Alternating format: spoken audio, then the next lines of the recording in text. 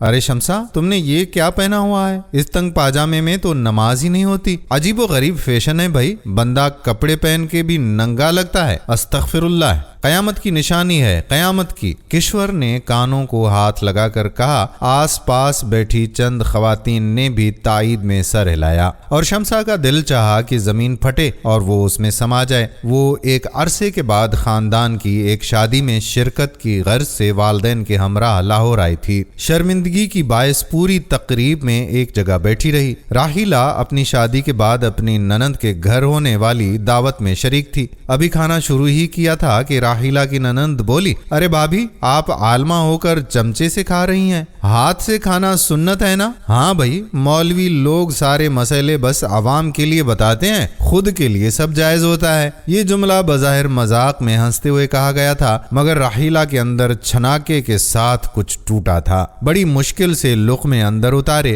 عالمہ کا لیبل لگنے کے بعد وہ اس طرح کے جملے سننے کی عادی تھی، مگر اس نئے ماحول میں شادی کے ایک ہفتے کے بعد ہی ایسا سن کے بڑی سب کی محسوس ہوئی۔ ارے بہن، آج کل کی بہویں کوئی کام کرتی ہیں؟ اب ہماری بہو رانی کو ہی دیکھ لو، ڈبے کے مسالے ڈال ڈال کے اوٹ پٹانگ پکا کے رکھ دیا، بچے کے ہاتھ میں موبائل پکڑایا، ریڈی میڈ چیزیں کھلا کھلا کے بچے کی صحت کی دشمن بن گئی۔ ایک پیمپر باندھا، دوسرا اتارا۔ بچے تو ہم نے پالے تھے، محنت کی تھی محنت، ان کی طرح سارا دن چارپائیاں نہیں توڑی تھیں۔ راشدہ بیگم اپنی بہن کی آمد پر دل کے پھپھولے پھوڑ رہی تھیں اور ان کے سامنے برآمدے میں بیٹھی ان کی بہو ایک کان سے سن کر دوسرے کان سے نکال رہی تھیں۔ حمدان نے کتنی دعائیں کی تھیں کہ آج نماز سے واپسی پر ابو کو ان کا کوئی جاننے والا نہ ٹکرائے، مگر وہی ہوا جس کا ڈر تھا۔ نماز جمعہ پڑھ کر مسجد سے نکلے ہی تھے کہ حمدان کے والد امجد صاحب کو ان کے چند دیرینہ دوست مل گئے۔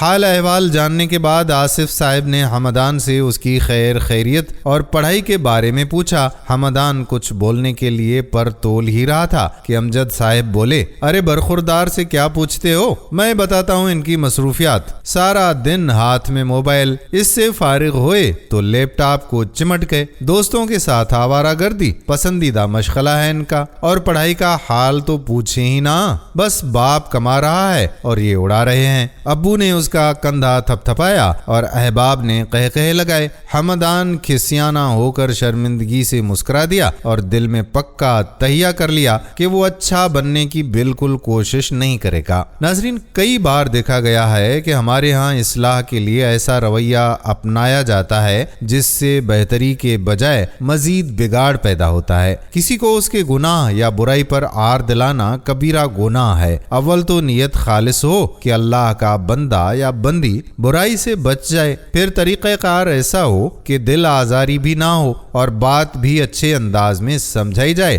کہ اسی بات کا ہمیں حکم ملا ہے۔ دل سے جو بات نکلتی ہے اثر بھی تو رکھتی ہے، ورنہ لوگ ایسی باتیں کہہ کر کہتے ہیں کہ ہم تو سچ بولیں گے، اگر کسی کو کڑوا لگے تو ہم کیا کریں۔ ایسی روش کبھی بھی اختیار نہیں کرنی چاہیے۔ اگر آپ بھی میری ان باتوں سے متفق ہیں تو ویڈیو کو شیئر کر دیں۔ آنے والی ویڈیو تک اپنے میزبان قادر بخش کلہوڑوں کو اجازت دیجیے۔ فی امان اللہ۔